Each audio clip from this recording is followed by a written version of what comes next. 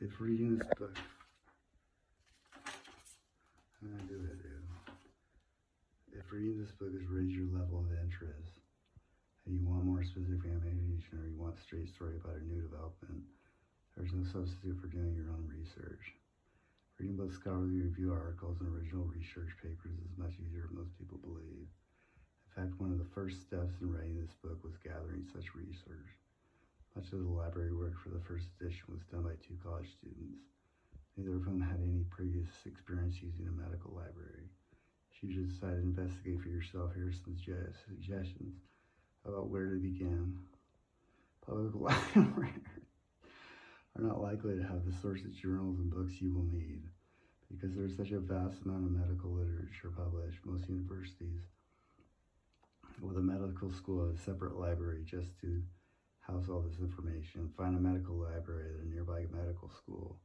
If for some reason you cannot go to a medical school, check to see if there is a college or university biology department near and use the library they use.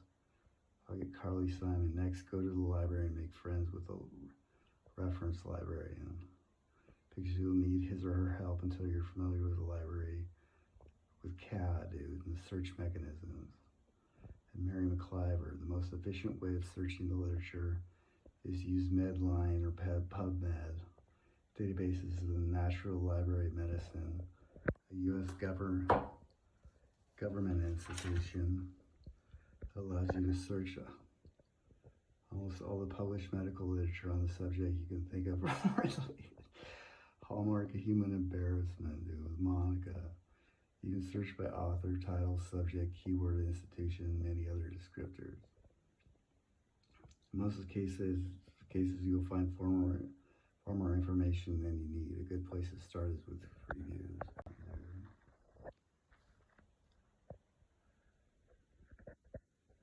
Myers-Briggs Inventory is one of many psychological tests. Perfect, dude.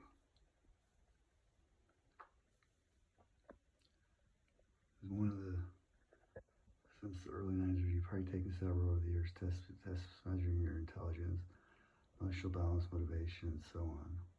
There's almost nothing about your mind that psychological tests can't measure, from intelligence to character. In the last few decades, personality inventories have become popular with educators and employers as a way to evaluate people's work styles and ability to get along with others. Most popular psychological tests, some of the most widely used psychological tests are the Stanford-Binet Intelligence Test, Minnesota Multiple Personality Inventory, Thematic Appreciation, Rorschach-Inkblock Test, Enneagram, and Myers-Briggs Type Indicator. The Myers-Briggs Type Indicator is the most popular. Stanford-Binet Intelligence Test first appears in France in 1912, created by a Paris psychologist. Binet test was important in the United States, translated in English and refined at Stanford University in 1916. As the test developed over a period of years, a score of 100 was taken to be average for the given age. People scoring below 90 were thought to be delayed cognitively. Those with scores above 145 were considered gifted. Minnesota Multiphasic Personality Inventory. The Minnesota Multiphasic Personality Inventory is used to evaluate mental health problems. With over 500 questions, the test identifies symptoms of depression, anxiety, passivity, and even addiction problems. Rorschach-Inkblock Test. Rorschach-Inkblock Test is another projective tool. It consists of mirror images of complex ink blocks that can suggest any number of themes. Test takers are asked to tell the psychologist what they see in the various images. The results are believed to reveal subjects' underlying beliefs and emotions. Enneagram. The Enneagram is an inventory of questions about people's perceptions of themselves. The system categorizes test takers as 9 basic personality types, each identified by a number and a name. For example, types 1, 2, and 3 are identified as the reformer, the helper, and the achiever, respectively.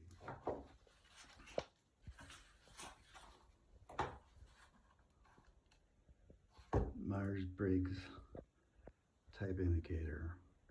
Myers-Briggs Types Indicator evaluates personality according to how people perceive their world, make decisions, and interact with others. It's based on the theories of Jung, Swiss psychologist. In the 1940s, Catherine Briggs and her daughter, Isabel Briggs Myers, developed a system of Jungian personalities that could be egalitarians by a self-administered inventory.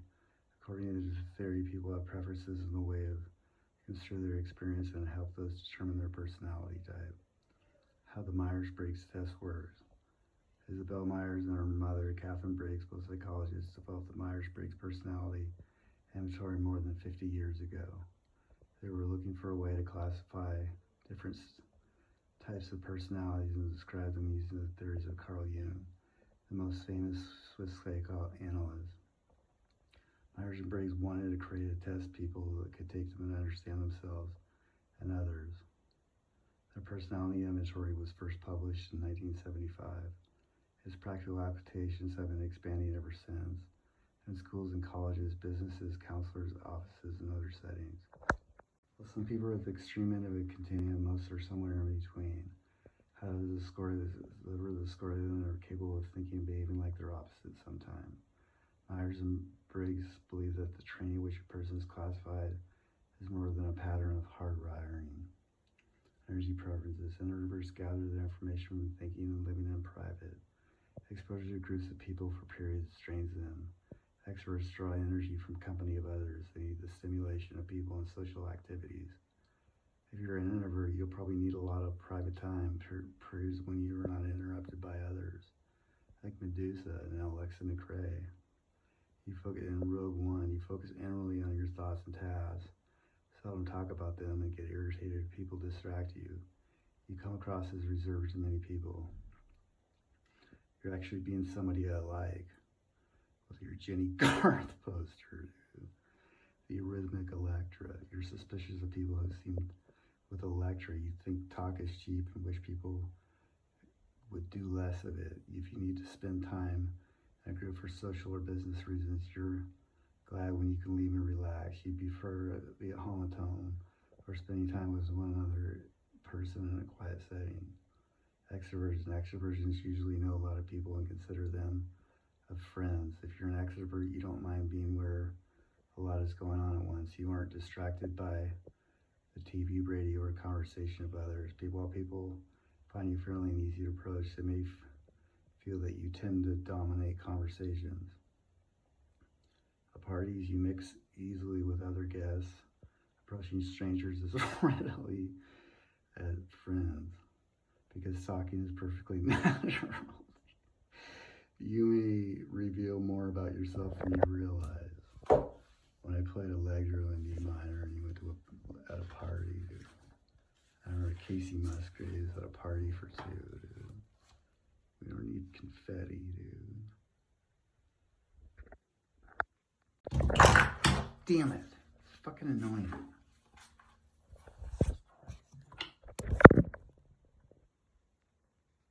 Judging.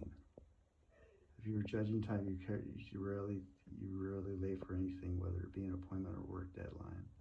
You just follow schedules and make lists. Days that get kayak and don't go to plan is frustrate you.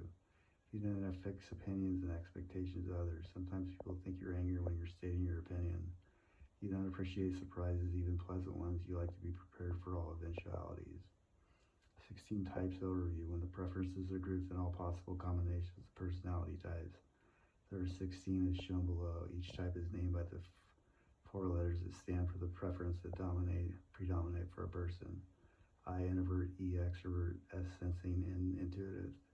T, thinking. F, feeling. P, perceiving and judging.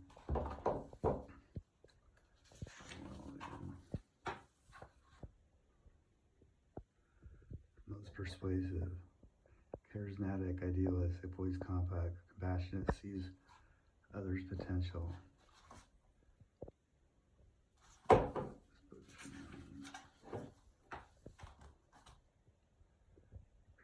The test in this chapter will identify which of the 16 Myers-Briggs types most applies to you. When you read the question, choose the best answer. Neither answer seems quite right. Pick the one that's better than the other.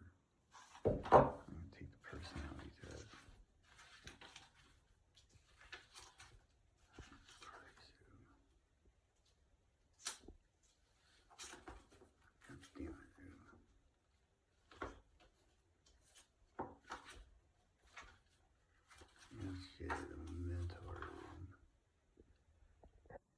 exert an intuitive feeling and judging.